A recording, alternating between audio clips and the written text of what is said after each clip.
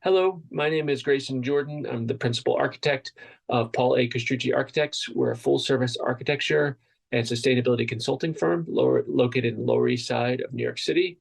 We specialize in affordable housing and also in passive house buildings. I'm here to talk today about how to deliver passive house affordable housing using the modular project delivery method.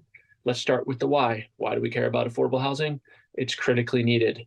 New York is a city of 8.5 million people with less than 400,000 affordable housing units. So we need to preserve existing affordable housing and we need to build new affordable housing. At the same time, we know that buildings in New York City, they account for nearly 2/3 of all of the carbon emissions in the city. So on the one hand, we have to build and preserve, but on the other hand, we need to do that in a way that's actually not increasing carbon emissions, both embodied and operational, but actually driving it down. So deeply energy efficient, low embodied carbon, new construction and preservation. Lastly, we are always looking to make places not just new affordable housing, not just energy efficient, but wonderful places to live, places people want to be, places of connection filled with light that are comfortable. And so we have a lot that we're trying to accomplish, often with limited budgets. So we need to explore new ways of building to get more value out of each project. Brings us to Bethany Senior, a 60-unit affordable housing for seniors building that we're in the construction phase of in Brooklyn, New York. We're doing this with the developer Riseboro Community Partnership, one of the leaders of affordable housing and passive house in New York. That brought us on the project. And very early in the project, we sort of mutually said, modular is something that seems to make sense for this typology. Let's jump in with 2 feet and figure out how this works. Just to note, when we're talking about modular, we're talking about 3-dimensional boxes that are built off-site, shipped to the site and stacked up almost like little Legos on site. This is opposed to something else that our firm and many other firms are doing, which is prefabricated wall panels. Also heavily encouraged exploring this avenue, but this prefabricated wall panels is more putting panels on superstructures are built on site. Today, we're talking about 3-dimensional modular. When we think about modular, the first thing is we would want to know is how is this going to affect our design process? And it has, we have to think about things a little bit differently. First of all, we have to think about transportation and staging. We're seeing here delivered box, a modular box. So first thing you need to know is, well, how are we going to get this box from the factory, in this case in Pennsylvania, to New York City? We're going to map out all the routes. We're going to look at bridges, tunnels, any obstructions, and that's going to help shape what each mod looks like. Then at the building planning stage, we're looking for hyper-rational layouts. We're looking for repeatable, very efficient layouts. This can lead to some, if you don't do it right, some sort of formal stagnation. So we have to take these very rational units and lay them out in creative ways. But with modular, it's very important to stay hyper-rational in your layout. We're also going to look at our MEPs quite differently. We're going to completely build all of our plumbing and mechanicals in the units and then put all the risers on the corridor so they can be easily connected in the field. This is quite different from traditional construction.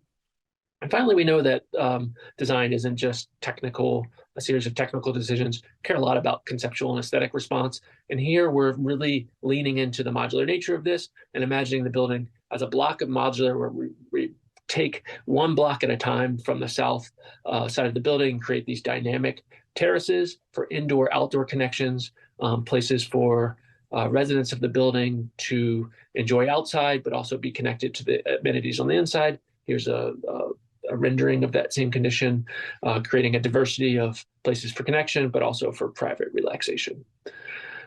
Moving now to the construction side, how is modular different in construction? And the answer is it's quite different. First of all, we're building this offsite in a factory and an assembly line. Here we're seeing this is the first step, which is building the platforms for the superstructure. This will then be moved down the assembly line, where it will become a 3-dimensional box. So imagine a 6-sided, we'll build 6 platforms, floor, roof, 4 sides. We start to fill these in with stud construction. Then we layer in all the rest that goes in the building. Again, sort of on an assembly line approach.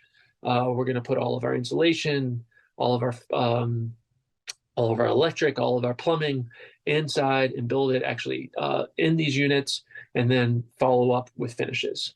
One thing to note, quality control. Quality control is important on any project, especially with new partners. I think modular gives us greater ability to quality control. We can do this all inside. Here we're looking at a very important detail for Passive House, which is the window detail. And we did this a few times. You can see we've done a pull-up test on the bottom left, and we had this detail redone until we got the adhesion that we wanted. Finally, one thing to note, in this modular construction, these units are nearly done in the factory. So we're looking at finished apartments, finished floors, finished ceilings, kitchen cabinets, plumbing, almost everything except for the appliances, which are shipped loose so they don't rattle around during shipping. And this is done in the factory and then shipped to site and stacked up. So we're going to stack these up.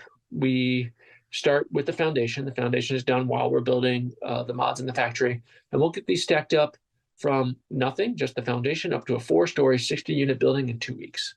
And so that's going to be 60 units of fully completed apartments stacked up in 2 weeks.